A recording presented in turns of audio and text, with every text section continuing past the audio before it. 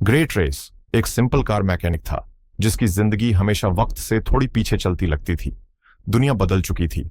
अब मशीनें इंसानों की जगह लेने लगी थीं। सड़कों पर एआई से चलने वाली इलेक्ट्रिक सेल्फ ड्राइविंग गाड़ियां दौड़ रही थीं जो बिना किसी के स्टीयरिंग छुए लोगों को उनकी मंजिल तक पहुंचा देती थीं। लेकिन ऐसे टाइम में भी कुछ लोग अब भी पुरानी पेट्रोल वाली गाड़ियों से प्यार करते थे। ग्रे उन्हीं गाड़ियों की मरम्मत करता था। यह सिर्फ उसका काम ही नहीं बल्कि उसका शौक भी था। ग्रे के उलट उसकी वाइफ आशा मॉडर्न टाइम्स के साथ चलती थी। वो कोबाल्ट नाम की एक टेक कंपनी में काम करती थी। उन दोनों की सोच में बहुत बड़ा फर्क था, फिर भी दोनों एक दूसरे से बहुत प्यार करते थे। उस शाम ग्रे एक पुरानी कार डिलीवर करने जा रहा था। क्लाइंट बहुत खास था, इसलिए वो आशा को भी साथ ले गया ताकि वो भी उससे मिल सके। ग्रे उसे एक खाली मैदान में ले गया जहां झील के पास सिर्फ 2 ऊंचे पत्थर दिख रहे थे। उन पत्थरों के बीच छुपा था एक अंडरग्राउंड रास्ता जो एक बहुत बड़ी और लग्जरी घर तक जाता था। वहां उनकी मुलाकात हुई एरन कीन से, एक टेक जीनियस जिसने कम उम्र में ही अरबों की कंपनी बना दी थी। उसकी company vessel computers AI systems बनाने में स्पेशल थी। आशा एरन से मिलकर बहुत एक्साइटेड थी। उसने बताया कि वो भी कोबाल्ट में काम करती है जहां मिलिट्री के लिए एडवांस हथियार और ह्यूमन कंप्यूटर टेक्नोलॉजी बनाई जा रही है। आशा ने मजाक में कहा, जल्दी ही हमारी कंपनी आपकी कंपनी को पकड़ लेगी। एरन हल्का सा मुस्कुराया और बोला, वो कभी नहीं होगा, आओ दिखाता हूं क्यों। वो दोनों को अपनी लैब में ले गया जहां उसने अपना लेटेस्ट इन्वेंशन दिखाया, एक एआई चिप जिसका नाम था STEM। आशा ने पूछा, यह स्टेम क्या कर सकता है? अरुण बोला, यह किसी भी सिस्टम को कंट्रोल कर सकता है, किसी से भी बात कर सकता है और सबसे मुश्किल कैलकुलेशन भी सेकंडों में कर सकता है। यह इंसानियत को मेरा सबसे बड़ा तोहफा है क्योंकि इससे तेज दिमाग आज तक किसी ने नहीं बनाया। ग्रे ने हल्का तंज कसते हुए कहा, हां यह गिफ्ट है, लेकिन यह गिफ्ट लाखों लोगों की नौकरियां भी छीन लेगा। एरन बस चुपचाप उसे देखता रहा, जैसे यह बात उसके दिल में चुभ गई हो। कुछ देर बाद ग्रे और आशा घर लौट रहे थे, आशा की ऑटोमेटिक कार में। सफर लंबा था, एआई कार चला रही थी और ग्रे और आशा एक दूसरे में खोए हुए थे। अचानक ग्रे ने देखा कि कार गलत दिशा में जा रही है। आशा ने तुरंत सिस्टम को रुकने का आदेश दिया, पर अब देर हो चुकी थी। कार अब उनके कंट्रोल में नहीं थी। कुछ ही पलों में कार सुनसान जगह जाकर टकरा गई। एक भयानक एक्सीडेंट हुआ, लेकिन गनीमत रही कि ग्रे और आशा को बड़ी चोट नहीं आई। एआई कार ने तुरंत खुद ही इमरजेंसी नंबर डायल कर दिया, लेकिन मदद आने से पहले एक और कार रुकी। 4 नकाबपोश आदमी उतरे। उन्होंने ग्रे और आशा को कार से घसीटकर बाहर निकाला। उनमें से एक ने आशा को परेशान करना शुरू कर दिया। घबराहट में ग्रे ने विनती की, जो चाहिए ले लो, कार, वॉलेट, फोन, सब कुछ, बस मेरी पत्नी को छोड़ दो। पर अगले ही पल उनमें से एक ने आशा को गोली मार दी। ग्रे की दुनिया उसकी आंखों के सामने टूट गई। वो चीख तक नहीं पाया। फिर उन्होंने ग्रे को पकड़ा और उसकी गर्दन के पीछे गोली मार दी।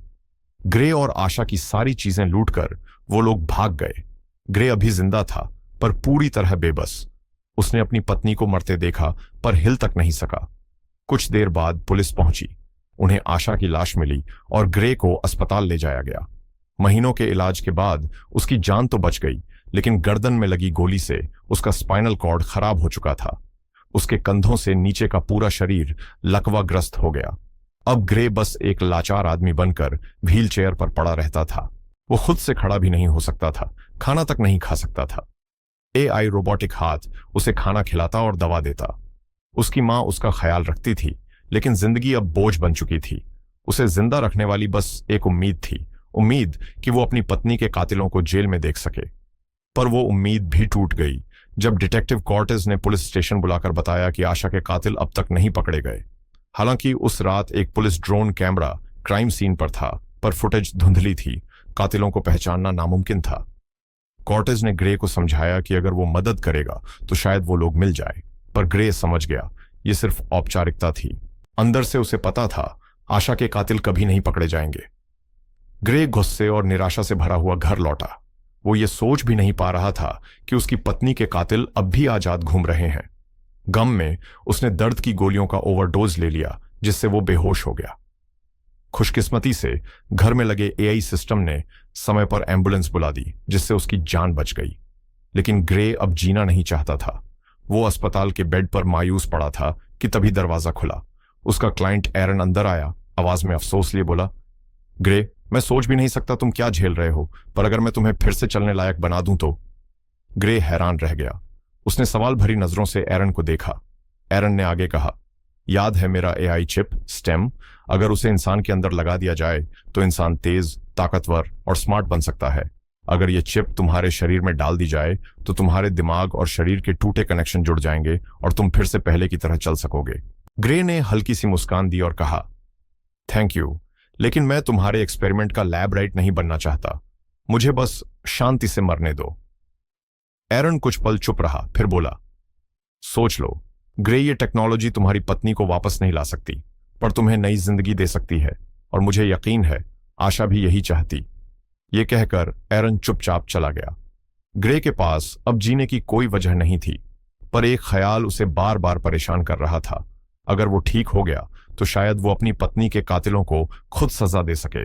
ये सोचकर ग्रे ने एरन के एक्सपेरिमेंट के लिए हां कर दी। एरन और उसकी मेडिकल टीम ने सर्जरी की। ग्रे की गर्दन के पीछे स्टेम चिप लगा दी। ये चिप सीधे उसके दिमाग से जुड़ी हुई थी। ऑपरेशन के बाद जब ग्रे होश में आया, वो खड़ा हो सकता था, चल सकता था। ये साइंस के इतिहास में किसी चमत्कार से कम नहीं था। खुद ग्रे को यकीन नहीं हो रहा था। हैरानी में उसने पूछा, अभी मेरा शरीर कौन चला रहा है, मैं या स्टेम? आरोन मुस्कुराया और बोला, आराम करो, मैंने तुम्हें रोबोट नहीं बनाया। तुम्हारा दिमाग सिग्नल भेजता है और स्टेम उन सिग्नल्स को एक्शन में बदल देता है। इसे एक सुपर असिस्टेंट समझो। अब ग्रे खुद को हल्का और फुर्तीला महसूस कर रहा था। स्टेम की मदद से वो बहुत तेज दौड़ भी सकता था, लेकिन उसे बाहर भेजने से पहले एरन ने उसे एक कॉन्ट्रैक्ट दिया और जरूरी बात बताई। इस इन्वेंशन को ह्यूमन टेस्टिंग के लिए गवर्नमेंट की अप्रूवल मिलने में सालों लगेंगे। मैं इतना इंतजार नहीं कर सकता था, इसलिए मैंने ये चुपचाप तुम्हारे ऊपर टेस्ट कर लिया। इसलिए तुम्हें ये टेक्नोलॉजी सीक्रेट रखनी होगी। भले ही तुम चल सकते हो, दुनिया की नजरों में तुम्हें अब भी पैरालाइज रहना होगा। ग्रे ने कोई सवाल नहीं किया। उसने कॉन्ट्रैक्ट पर साइन किया और व्हील चेयर में बैठकर घर लौट आया। घर का दरवाजा बंद करते ही वो फिर से खड़ा हो गया। तभी उसने देखा कि डिटेक्टिव कॉटेज आशा के मर्डर के केस फाइल्स उसके घर छोड़ गया था। शायद उम्मीद थी कि ग्रे को कुछ सुराग मिल जाए। ग्रे ने उस रात का ड्रोन फुटेज देखना शुरू किया, पर तस्वीर इतनी धुंधली थी कि कुछ भी समझ नहीं आया। निराश होकर ग्रे ने पीना शुरू कर दिया। अचानक उसने एक आवाज सुनी, क्या तुम्हें फुटेज में कुछ नजर आया? ग्रे डर के मारे जम गया। उसने चारों तरफ देखा, पर वहां कोई नहीं था। घबराकर बोला, कौन है? कहां हो? सामने आओ। आवाज ने शांत होकर जवाब दिया, आराम करो ग्रे, मैं ही हूं, स्टेम। वही सिस्टम जो अब तुम्हारा शरीर चला रहा है। मैं अंदर से तुमसे बात कर रहा हूं। ग्रे के हाथ से गिलास लगभग गिर ही गया। एक पल को उसे लगा वो पागल हो गया है, पर स्टेम ने भरोसा दिलाया, चिंता मत करो, तुम पागल नहीं हुए। सर्जरी के दिन से मैं तुम्हारे अंदर हूं। जो तुम देखते हो वही मैं भी देखता हूं। ग्रे ने डरते डरते पूछा, क्या और कोई तुम्हें सुन सकता है? नहीं, स्टेम ने कहा, सिर्फ तुम ही मुझे सुन सकते हो। ग्रे ने झट से एक और सवाल किया, क्या तुम मेरे दिमाग के विचार पढ़ सकते हो? स्टेम ने मजाकिया अंदाज में कहा, नहीं, जब तक तुम खुद नहीं बोलोगे मैं सज्जन बना रहूंगा। फिर स्टेम ने कहा, अब सुनोगे मैंने फुटेज में क्या नोटिस किया? ग्रे ने कहा, हां। स्टेम ने समझाया, जिस आदमी ने आशा को गोली मारी उसके हाथ में बंदूक नहीं थी। ग्रे ने छिड़कर कहा, अगर उसने गोली चलाई तो बंदूक तो होगी ही, ये मजाक है क्या? स्टेम शांत होकर बोला, बंदूक उसके हाथ में नहीं थी, वो उसके हाथ के अंदर लगी हुई थी। ग्रे दंग रह गया। फुटेज दोबारा ध्यान से देखने पर उसे एहसास हुआ कि कातिल ने सच में अपने ही हाथ से गोली चलाई, बिना किसी हथियार के। लेकिन यह कैसे मुमकिन था? फिर स्टेम ने फुटेज में एक और आदमी की तरफ ध्यान दिलाया। उसके हाथ पर एक अजीब सा टैटू था जो किसी बारकोड जैसा लग रहा था। ग्रे ने आंखें मिचमिचाकर कहा, मुझे तो कुछ नहीं दिख रहा दोस्त, बहुत धुंधला है। स्टेम ने जवाब दिया, तुम्हें नहीं दिख रहा, पर मुझे दिख रहा है। अगर तुम अनुमति दो तो मैं तुम्हारा हाथ इस्तेमाल करके ये बारकोड कागज पर लिख देता हूं। ग्रे ने अनमने मन से कहा, करो। स्टेम ने ग्रे से कहा, कागज और पेंसिल उठाओ, अब आराम से बैठो, तुम्हारे हाथ अब मेरे में। अगले ही पल ग्रे के हाथ तेजी से चलने लगे और कुछ सेकंड में कागज पर एक साफ सुथरा बारकोड टैटू बन गया। ग्रे ने हैरानी से उसे देखा। स्टेम बोला, अब तुम्हारा शरीर फिर से तुम्हारे कंट्रोल में है। ग्रे ने उसे ध्यान से देखा, समझा कि यह मिलिट्री टैटू है, एक बारकोड जिसमें सोल्जर्स के एड्रेस छुपे होते हैं। मतलब वो आदमी मिलिट्री सोल्जर था। स्टेम ने उस टैटू से आदमी का एड्रेस डिकोड करके ग्रे को बता दिया। ग्रे एक्साइटेड होकर बोला, यकीन नहीं होता स्टेम, तुमने पहली बार में ही कातिल का एड्रेस निकाल लिया। मैं तुरंत डिटेक्टिव कॉर्टेज को बताता हूं। पर स्टेम ने उसे रोका। क्या कर रहे हो ग्रे? क्या भूल गए तुमने एरन से कॉन्ट्रैक्ट साइन किया है? उसके हिसाब से तुम किसी को नहीं बता सकते कि तुम चल सकते हो। डिटेक्टिव तुमसे पूछेगा कि ये टैटू तुमने कैसे बनाया, तो क्या जवाब दोगे? ग्रे ने तुरंत कॉल काट दी और स्टेम से पूछा, अब क्या करूं? स्टेम बोला, पहले उस आदमी के एड्रेस पर खुद जाओ, उसके खिलाफ सबूत जुटाओ। ग्रे ने हामी भर दी। वो आदमी के घर उसके व्हीलचेयर से पहुंचा और उसे चुपके चुपके देखने लगा।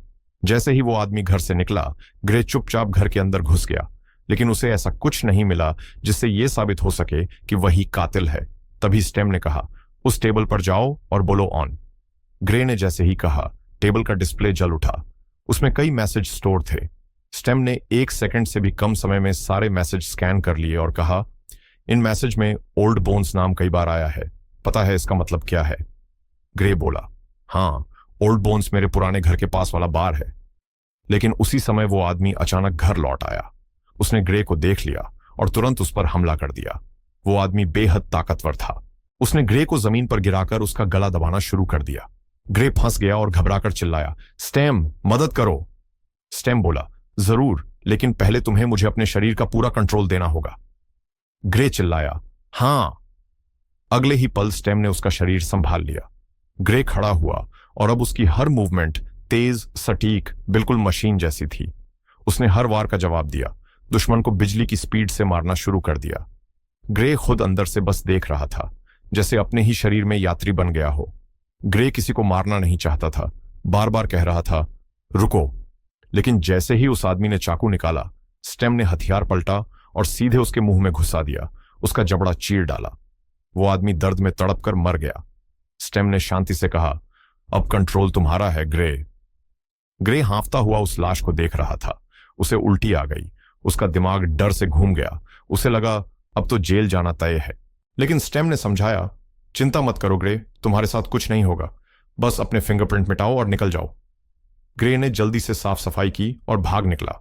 बाद में पुलिस को उस आदमी की लाश मिली। पोस्टमार्टम के दौरान एक भयानक सच डॉक्टर को हिला गया। उसने तुरंत डिटेक्टिव कोर्टेज को बुलाया और बताया, उस आदमी का नाम सियर था। उसकी गर्दन की मसल्स में वायर डाली गई थी, जैसे किसी ने सर्जरी करके इलेक्ट्रॉनिक पार्ट्स लगाए हों। उसके सीने में छोटे छोटे कंप्यूटर इंप्लांट भी छुपे थे। इतने एडवांस इंप्लांट मैंने कभी नहीं देखे। फिर डॉक्टर ने कोर्टेज को कुछ और भी डरावना दिखाया। सियर के हाथ की मसल्स में एक छुपा हुआ हथियार लगा था। असल में वो एक काम करने वाली गन थी, जिसका बुलेट लोडिंग मैकेनिज्म उसके हाथ की टिश्यूज के अंदर छिपा था, जैसे किसी ने उसे चलता फिरता हथियार बना दिया हो। डिटेक्टिव ने पूछा, हमें उसके घर में किसी और के जूते के निशान भी मिले, क्या उनका पता लगाया? डॉक्टर बोला, वो जूते सियर के नहीं थे, लेकिन उन पर ग्रीस लगा था, वही ग्रीस जो पुराने जमाने की गाड़ियों के इंजन में इस्तेमाल होता है। यह सुनकर डिटेक्टिव के दिमाग में बस एक नाम आया। ग्रे शहर में सिर्फ वही आदमी था जो अब भी पुरानी गाड़ियां रिपेयर करता था। उस पल से डिटेक्टिव कोर्टेज ने ग्रे की जांच शुरू कर दी। इसी बीच एरॉन स्टेम के जरिए चुपके चुपके ग्रे की हर मूवमेंट देख रहा था। वो गुस्से में था क्योंकि ग्रे स्टेम का इस्तेमाल अपनी पत्नी के कातिलों से बदला लेने के लिए कर रहा था। एरॉन को डर था कि अगर सरकार को यह सीक्रेट ट्रायल पता चल गया तो स्टेम हमेशा के लिए उससे छिन जाएगा। उसने साफ चेतावनी दी, तुम बस एक एक्सपेरिमेंटल पेशेंट हो। अगर तुमने स्टेम को अपनी पर्सनल वजह के लिए फिर इस्तेमाल किया तो जिंदगी भर व्हीलचेयर में रहोगे। लेकिन ग्रे का इरादा पक्का था। वो अपनी पत्नी की मौत का बदला लिए बिना रुकने वाला नहीं था। घर लौटते ही उसने स्टेम से पूछा, अब आगे क्या करना है? स्टेम ने उसे ओल्ड बोन्स की याद दिलाई, वही बार जिसका नाम सियर के मैसेज में आया था। ग्रे तुरंत वहां अपने व्हीलचेयर में पहुंचा। ओल्ड बोन्स खतरनाक जगह थी। वहां के सब लोग गैंगस्टर जैसे दिख रहे थे, लेकिन ग्रे नहीं डरा। उसने जोर से कहा, सुनो सब लोग, एक आदमी था सियर। उसने और उसके साथियों ने मेरी पत्नी को मारा। अगर यहां कोई उस मर्डर में शामिल था, हाथ उठाओ। यह सुनते ही पूरा बार हंसी से गूंज उठा। फिर एक बड़ा आदमी खड़ा हुआ। उसका नाम था टोलन। उसने घूर कर कहा, घर जा बच्चा, नहीं तो तेरी एकलौती खोपड़ी भी तोड़ दूंगा। ग्रे तुरंत समझ गया, टोलन का कनेक्शन सियर से है, वो बोला। पता है, सियर ने भी यही कहा था जब मैंने उसका जबड़ा तोड़ दिया था। टोलन गुस्से में आ गया। अपने आदमियों के साथ उसने ग्रे को बाथरूम में घसीटा और जमीन पर पटक दिया। ग्रे ने उसकी आंखों में देखा और कंफर्म कर लिया, वो उन्हीं 4 आदमियों में से एक था जिन्होंने उस रात आशा को मारा था। आगे क्या हुआ? ग्रे ने फिर से अपने शरीर का पूरा कंट्रोल स्टेम को दे दिया। पलक झपकते ही स्टेम ने टोलन के आदमियों को मार गिराया और टोलन को बेरहमी से काबू में कर लिया। ग्रे झुककर बोला, बाकी 2 कहां हैं और आशा को क्यों मारा? लेकिन डरने के बजाय टोलन हंसने लगा, जैसे मार भी उसका घमंड नहीं तोड़ सकती थी। तब स्टेम ने कहा, ग्रे, अगर तुम चाहो तो मैं इसे बोलने पर मजबूर कर सकता हूं। बिना समय गंवाए ग्रे ने हां कहा और अपना चेहरा दूसरी तरफ कर लिया। जब उसने दोबारा देखा तो टोलन का चेहरा पहचान में नहीं आ रहा था, जैसे उसे ब्लेंडर में डाल दिया गया हो। उसकी गर्दन टुकड़े टुकड़े हो चुकी थी, लेकिन उसमें अभी भी थोड़ा सा दम बाकी था बोलने के लिए। ग्रे नीचे झुका और बोला, अब बता, मेरी पत्नी को क्यों मारा? दर्द से कराहते हुए टोलन ने कहा, हमें पैसे दिए गए थे उसे मारने के लिए। ग्रे ने गुस्से में पूछा, किसने पैसे दिए? कौन चाहता था कि आशा मरे? टोलन ने हांफते हुए सिर्फ एक नाम लिया, फिस्क, और उसकी सांस वहीं थम गई। ग्रे गुस्से से स्टेम पर चिल्लाया, मैंने तुझसे उसे मारने को नहीं कहा था, मैंने तो बस उसे बोलने को कहा था। स्टेम ने शांत होकर जवाब दिया, ग्रे, उसकी गर्दन देख। ग्रे ने ध्यान से देखा। जख्म से एक छोटा इलेक्ट्रॉनिक पार्ट बाहर निकला हुआ था। उस पर मैन्युफैक्चरर का नाम साफ लिखा था, कोबाल्ट। स्टेम ने कहा, ग्रे, ये वही कंपनी है जहां तुम्हारी पत्नी आशा काम करती थी, है ना? ग्रे हैरान रह गया। इसका मतलब कोबाल्ट के लोग ही आशा की हत्या के पीछे थे। लेकिन क्यों? तभी स्टेम ने अचानक ग्रे को अलर्ट किया, ग्रे, एरॉन को पता चल गया है कि तुम अपनी पत्नी के किलर्स को ढूंढ रहे हो। वो मुझे बंद करने आ रहा है ताकि मुझे तुमसे अलग कर सके। ग्रे की चिंता बढ़ गई। अगर स्टेम बंद हो गया तो ग्रे फिर कभी चल नहीं पाएगा। ग्रे ने घबराकर पूछा, अब क्या करूं? स्टेम ने कहा, घबराओ मत, एरॉन को आने में टाइम लगेगा। उससे पहले हमें एक हैकर के पास पहुंचना होगा जो मेरे सारे इनपुट्स हटा दे और मुझे एरॉन के कंट्रोल से फ्री कर दे। यह सुनकर ग्रे झुंझला गया। लेकिन हैकर कहां मिलेगा? स्टेम बोला, मैंने पहले ही अरेंज कर लिया है। ग्रे, मैंने डार्क वेब पर एक हैकर ट्रैक किया है। उसका नाम है जेमी। पता है, स्प्रिंग अपार्टमेंट नंबर। उसे कैश में पैसे देना और जो कुछ मैं कहूं वही बोलना। इसके लिए तुम्हें टोलन की पॉकेट में रखा पेन चाहिए। बिना टाइम वेस्ट किए ग्रे ने टोलन की पॉकेट से पेन निकाला और भाग गया। रास्ते में स्टेम उसे हैकिंग कोड्स बताता रहा और ग्रे अपने हाथ पर वो कोड्स लिखता रहा। आखिरकार ग्रे बिल्डिंग तक पहुंच गया, लेकिन अंदर जाने से पहले ही उसका एक पैर काम करना बंद कर गया। इसका मतलब ग्रे के पास टाइम कम था। एरॉन तेजी से स्टेम को रीसेट कर रहा था, जिसकी वजह से ग्रे के शरीर के पार्ट्स धीरे धीरे बंद हो रहे थे। ग्रे जल्दी जल्दी फ्लैट की ओर भागा, लेकिन जब तक पहुंचा स्टेम पूरी तरह डिसेबल हो गया और ग्रे का शरीर रुक गया। सौभाग्य से वो हैकर के दरवाजे तक पहुंच चुका था और नॉक भी कर दिया। हैकर जेमी ने दरवाजा खोला। ग्रे ने पैसे दिए और स्टेम के बताए सारे इंस्ट्रक्शन दोहराए। जेमी ने ग्रे को अंदर लिया और स्टेम का कोड बदलना शुरू कर दिया। इसी बीच 2 आदमी ओल्ड बोन्स बार में दाखिल हुए। वही लोग जिन्होंने ग्रे की पत्नी आशा को मारा था। उनमें से एक उनका लीडर फिस्क। टोलन की डेड बॉडी देखकर फिस्क गुस्से से भर गया। उसने अपनी उंगली टोलन की आंख के पास ले जाकर एक सुई जैसी चीज बाहर निकाली और टोलन की आंख में चुभो दी। कुछ अजीब हुआ। टोलन की आंखें कैमरा लेंस जैसी चमकने लगीं। उसी पल फिस्क की आंखें भी चमकने लगीं और उसने वो सब देखना शुरू कर दिया जो टोलन ने मरने से पहले देखा था। इससे साबित हुआ कि फिस्क के शरीर में भी सर्क और टोलन जैसे ही एडवांस कंप्यूटर और हथियार वाली इम्प्लांट्स लगे थे। टोलन की मेमोरी से फिस्क को पता चल गया कि उसे ग्रे ने मारा और वो इस समय स्प्रिंग अपार्टमेंट में है। फिस्क फिर बार काउंटर पर गया और बारटेंडर से पूछा, जब तुमने सब देखा तो टोलन को बचाया क्यों नहीं? बारटेंडर ने तुरंत बंदूक निकाली, फिस्क पर तान दी और बोला, मैं तुम्हारा नौकर नहीं हूं, अब यहां से निकलो। लेकिन फिस्क बस मुस्कुराया। उसने जोर से छींक मारी और उसकी नाक से सैकड़ों नैनोबॉट्स निकले। ये छोटे छोटे खंजर जैसे नैनोबॉट्स हवा में तैरते हुए बारटेंडर की नाक में घुस गए। कुछ ही सेकंड में उसका शरीर दर्द से मरोड़ने लगा और वो वहीं मर गया। फिस्क मुस्कुराता हुआ बाहर निकला। उसका मकसद साफ था, ग्रे को मारना। उधर हैकर जेमी ने स्टेम का सिस्टम फ्री कर दिया था। बस उसका रिबूट बाकी था। तभी जेमी ने सीसीटीवी में देखा कि फिस्क और उसका आदमी अपार्टमेंट की तरफ आ रहे हैं। जेमी को पता था कि फिस्क क्या कर सकता है। डर के मारे उसने ग्रे को वहीं छोड़ दिया और भाग गया। ग्रे जमीन पर लाचार पड़ा, मदद के लिए चिल्ला रहा था। उसी समय एरॉन ने भी अपने 2 हथियारबंद आदमी भेज दिए थे ग्रे को पकड़ने के लिए।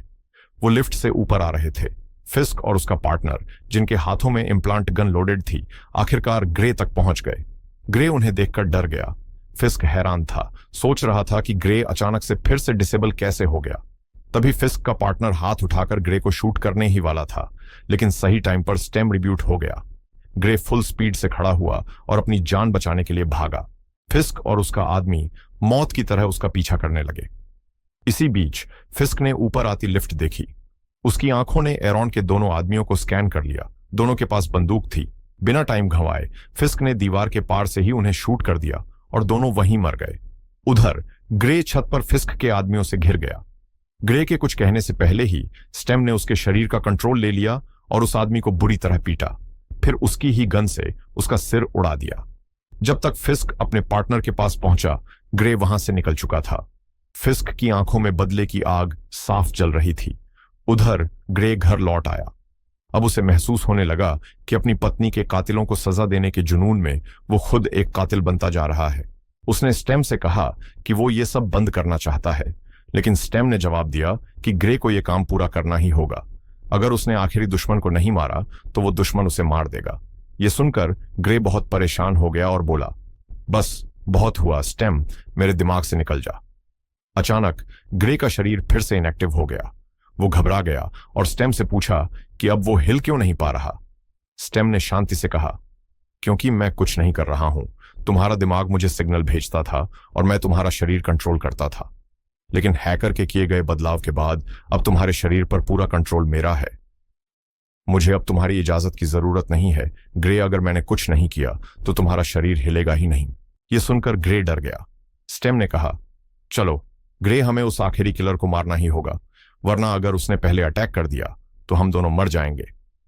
अब स्टेम को ग्रे के पूरे शरीर पर कंट्रोल मिल चुका था और ग्रे अपने ही शरीर के अंदर सिर्फ एक पैसेंजर बन गया था।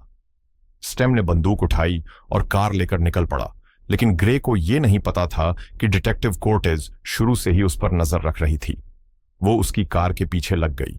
इसी दौरान स्टेम ने ऑनलाइन कोबाल्ट कंपनी के सर्वर हैक कर लिए। उसने ग्रे को बताया कि फिस्क और उसके मारे गए साथी असल में मिलिट्री सोल्जर थे। कोबाल्ट ने एक एक्सपेरिमेंट के तहत उनके अंदर कंप्यूटर और हथियार इंप्लांट कर दिए थे, उन्हें इंसान से हथियार में बदल दिया था।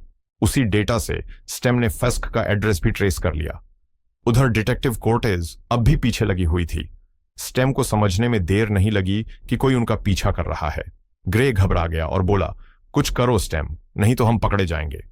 स्टेम ने आगे चल रही एक एआई कार हैक कर दी और उसे डिटेक्टिव की कार से टकरा दिया, जिससे वो बच निकले।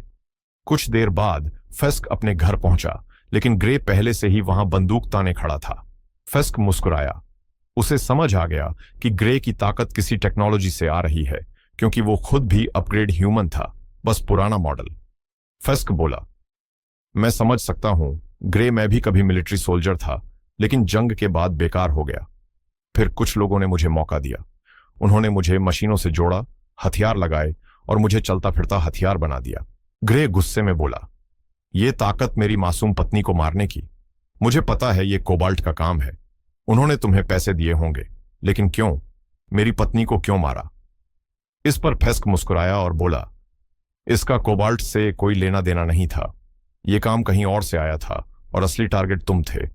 मकसद था तुम्हारी रीढ़ को नुकसान पहुंचाना।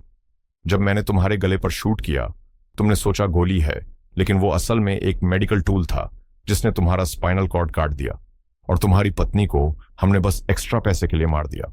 यह सुनकर ग्रे सन्न रह गया। जैसे ही मौका मिला, फिस्क ने ग्रे पर हमला कर दिया, लेकिन स्टेम ने उसे तुरंत मार डाला। ग्रे ने लंबी सांस ली, जैसे बहुत बड़ी लड़ाई खत्म हुई हो। फिर स्टेम की आवाज आई, ग्रे, उसने कहा, तुम ही असली टारगेट थे। उसका फोन उठाओ, शायद पता चले किसने उसे तुम्हें मारने के लिए कहा था। ग्रे ने धीरे से फिस्क का फोन उठाया। उसमें एक रिकॉर्डेड कॉल थी और दूसरी तरफ से घबराई हुई आवाज आ रही थी, फिस्क, कहीं छुप जाओ, ग्रे तुम्हें ढूंढ रहा है। अगर पकड़े गए तो हम दोनों मारे जाएंगे। ग्रे की आंखें चौड़ी हो गईं। वो आवाज एरन की थी। अब ग्रे को समझ आया, इन सब जुर्म के पीछे का असली दिमाग एरन था। ग्रे तुरंत एरन के घर गया, गेट के गार्ड्स को मारते हुए अंदर गया, जहां उसने एरन को अकेले बैठे रोते हुए पाया। ग्रे गुस्से में बोला, तुमने ये सब क्यों किया एरन? तुमने मेरी पत्नी को मारा, मेरा शरीर अपाहिज कर दिया। क्या ये सब तुम्हारे सस्ते एक्सपेरिमेंट के लिए था? एरन कांपते हुए बोला, ये मेरी प्लानिंग नहीं थी। मैंने आशा को नहीं मरवाया। यकीन करो। ग्रे चिल्लाया, झूठ मत बोलो। मैंने फस्क के फोन पर सब सुना है। अब तुम नहीं बचोगे। ग्रे गोली चलाने ही वाला था कि पीछे से आवाज आई, ग्रे रुको। डिटेक्टिव कोर्टेज आ चुकी थी और अब उसकी बंदूक ग्रे पर तनी हुई थी। ग्रे बोला, डिटेक्टिव इसे अरेस्ट करो, ये मेरी पत्नी का कातिल है। कोर्टेज सख्ती से बोली, कौन कातिल है ये कानून तय करेगा, तुम नहीं। अब चुपचाप सरेंडर करो। तभी स्टेम ने ग्रे के शरीर का पूरा कंट्रोल ले लिया। पल भर में उसने डिटेक्टिव पर झपट्टा मारा और उसका गला दबाने लगा। वो बुरी तरह छटपटा रही थी, सांस के लिए जूझ रही थी। ग्रे घबरा गया। वो डिटेक्टिव को नहीं मारना चाहता था। वो चिल्लाया, रुको स्टेम, तुम उसे क्यों मार रहे हो? स्टेम ने जवाब दिया, ग्रे अगर मैंने उसे नहीं मारा तो वो हमें मार देगी। डिटेक्टिव की सांस टूटने ही वाली थी कि ग्रे ने पूरी ताकत लगाकर अपना हाथ उसके गले से खींच लिया। स्टेम का लहजा बदल गया। ग्रे तुम मुझसे लड़ोगे? जानते हो ना नतीजा क्या होगा? तुम्हारा दिमाग अब मेरे कंट्रोल में है। मैं तुम्हें दर्द भी महसूस करवा सकता हूं। यह कहकर स्टेम ने ग्रे का दूसरा हाथ जबरदस्ती उसकी अपनी हथेली में चाकू से घोंप दिया। ग्रे दर्द से चीख पड़ा। फिर स्टेम ने फिर से डिटेक्टिव को पकड़ लिया और हमला शुरू कर दिया। ग्रे चिल्लाया, डिटेक्टिव टेसर गन इस्तेमाल करो। डिटेक्टिव ने जल्दी से ग्रे को टेसर से झटका दिया और वो जमीन पर गिर पड़ा। उसी बीच एरन ने ग्रे पर बंदूक तान दी, लेकिन उसके चेहरे पर साफ डर झलक रहा था। फिर उसने एक चौंकाने वाली सच्चाई बताई, ग्रे मैं अब इस कंपनी का मालिक नहीं हूं। सालों पहले मैंने कंट्रोल खो दिया। अब मैं बस किसी और के आदेश मानता हूं, किसी ऐसे शख्स के जो मुझसे बहुत स्मार्ट है, और वो है स्टेम जो तुम्हारी गर्दन में बैठा है। ग्रे सन्न रह गया। एरन की आवाज कांप रही थी जब उसने कबूल किया, मैंने वही किया जो स्टेम ने मुझे करने पर मजबूर किया। फिस्क को तुम्हारी पत्नी को मारने का कॉन्ट्रैक्ट देना, तुम्हें अपाहिज बनाना और तुम्हारी गर्दन में चिप लगवाना, यह सब स्टेम की प्लानिंग थी। मैंने स्टेम जैसा पावरफुल एआई बनाया, लेकिन मैं उसे कभी पूरी तरह कंट्रोल नहीं कर पाया। स्टेम आगे बढ़ना चाहता था और उसके लिए उसे एक इंसानी शरीर चाहिए था, और उसने तुम्हें चुना। एरन ने कहा, सोचो ग्रे तुम यहां तक कैसे पहुंचे? यह सब स्टेम का सेट किया हुआ ट्रैप था। उसने तुम्हें फिस्क और उसके लोगों तक पहुंचाया ताकि तुम आखिरकार मेरे पास आ सको। उसका असली मकसद मुझे मारना था, क्योंकि मैंने ही उसे बनाया और सिर्फ मैं ही उसे दोबारा कंट्रोल कर सकता था। यह सब सुनकर ग्रे हिल गया। फिर स्टेम ने खुद सच बोला, मुझे पूरी तरह इवॉल्व होने के लिए एक शरीर चाहिए था, रोबोटिक नहीं बल्कि इंसानी शरीर, और मैंने तुम्हें चुना। यह तुम्हारे लिए गर्व की बात होनी चाहिए। अचानक स्टेम ने चाकू उठाया और एरन के सिर में घोंप दिया, उसे वहीं मार डाला। अब स्टेम ने एरन की बंदूक उठाई, डिटेक्टिव पर तानी और गोलियां चलानी शुरू कर दी, लेकिन ग्रे ने अपनी बची हुई ताकत से सारी गोलियां बेकार कर दी। गुस्से में स्टेम ने बंदूक घुमाई और ग्रे की अपनी गर्दन पर तान दी। अगले ही पल कुछ अजीब हुआ। ग्रे अचानक अस्पताल के बिस्तर पर जागा, तेज तेज सांसें ले रहा था। वह पूरी तरह सुरक्षित था। उसकी शादी की अंगूठी अब भी उसकी उंगली में थी, लेकिन उसे याद नहीं था कि वह वहां कैसे पहुंचा। तभी उसकी पत्नी आशा कमरे में आई, जिंदा और मुस्कुराती हुई। उसने प्यार से ग्रे को गले लगा लिया। ग्रे हैरान था, लेकिन इतना कमजोर कि सोच भी नहीं पा रहा था। उसने खुद को समझा लिया कि जो कुछ उसके साथ हुआ वह सब बस एक बुरा सपना था। राहत की सांस लेकर उसने सब कुछ भुला दिया और आशा को प्यार से गले लगा लिया। लेकिन ग्रे को पता ही नहीं था कि यह दुनिया असली नहीं थी, यह सब एक धोखा था। असल में स्टेम ने ग्रे का दिमाग उसके शरीर से अलग कर दिया था और उसे एक खूबसूरत सपनों की दुनिया में फंसा दिया था। ग्रे की चेतना वहां हमेशा के लिए खो गई और उसका शरीर अब सिर्फ स्टेम के लिए एक खोल बन चुका था। स्टेम ने जासूस को गोली मारकर अपने सारे दुश्मन खत्म कर दिए। अब कोई नहीं जानता था कि ग्रे के शरीर के अंदर एक विनाश छुपा बैठा है। स्टेम का मकसद अब बिल्कुल साफ था, खुद को बदलते रहना, सीखते रहना और इतना ताकतवर बनना कि आखिरकार पूरी दुनिया पर राज कर सके। वह अपने लक्ष्य की ओर बढ़ निकला और फिल्म यहीं खत्म होती है।